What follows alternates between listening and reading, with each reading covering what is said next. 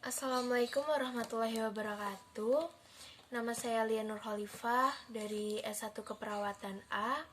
Di sini saya akan mempresentasikan tentang tema kekerasan seksual. Apakah kekerasan seksual bisa berakhir atau tetap begitu saja? Meningkatnya kekerasan seksual di Indonesia. Revisi Undang-Undang Hukum Pidana atau dalam rancangan Undang-Undang Kekerasan Seksual.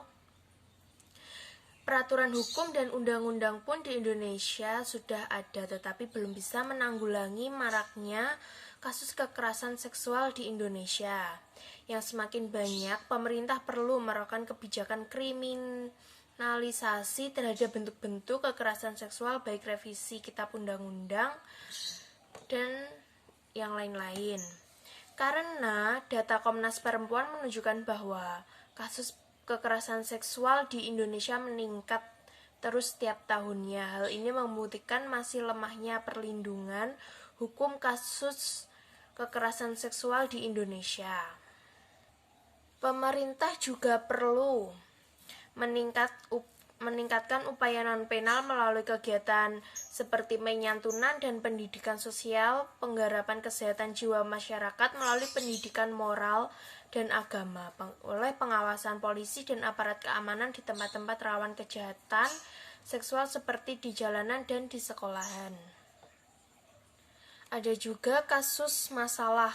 Menurut WHO dalam penelitian mengenai prevalensi kekerasan terhadap perempuan secara global dan regional menyatakan bahwa kekerasan fisik dan seksual terhadap perempuan telah mencapai tingkat epidemi dan mempengaruhi lebih dari sepertiga perempuan secara global.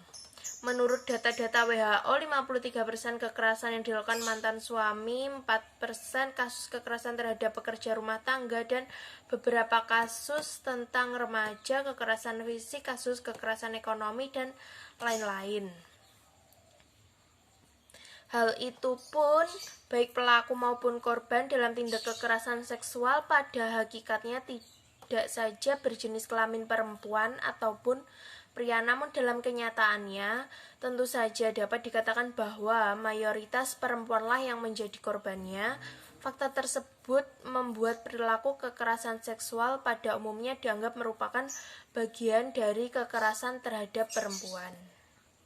Dari data-data yang di atas, kajian ini juga diharapkan dapat berguna bagi para pengambil kebijakan untuk menjadi bahan masukan terkait kebijakan penanggulangan kekerasan seksual di Indonesia, khususnya DPR RI dan pemerintah, agar dapat memprioritaskan pembahasan rancangan undang-undang kekerasan seksual.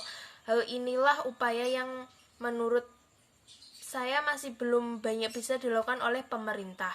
Persoalan pengangguran dan kemiskinan masih terus menjadi persoalan besar bangsa ini. Program pengentasan kemiskinan pun dan penurunan tingkat pengangguran mutlak harus menjadi prioritas pemerintah.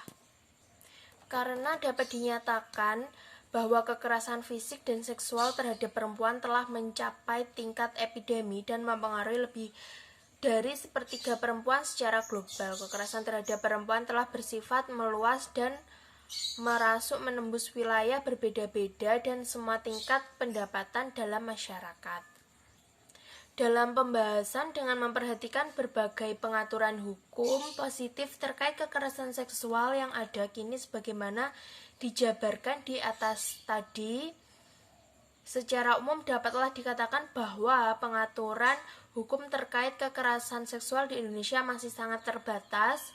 Dari sisi kriminalisasi, misalnya tindak pidana kekerasan seksual yang ada saat ini belum mencangkup beberapa perbuatan yang harus juga tergolong tindak pidana kekerasan seksual. Jadi kesimpulannya ini, pemerintah perlu melakukan kebijakan kriminalisasi terhadap bentuk baru kekerasan seksual baik melalui RUU KUHP yang baru atau dalam rancangan undang-undang kekerasan seksual. Kedua, pemerintah perlu meningkatkan upaya non-penal melalui kegiatan seperti penyantunan dan pendidikan sosial dalam rangka pengembangan tanggung jawab. Yang ketiga, ada pemerintah perlu meningkatkan melalui kegiatan seperti penyantunan dan pendidikan sosial seperti sex education yang kita berikan kepada anak-anak dan remaja untuk mengurangi tindak kekerasan seksual agar mereka paham bagian mana yang tidak boleh dipegang atau dilihat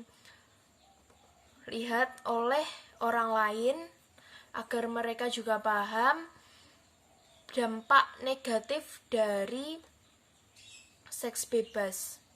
Sekian dari saya, presentasi dari saya. Bila banyak kurangnya mohon maaf. Terima kasih.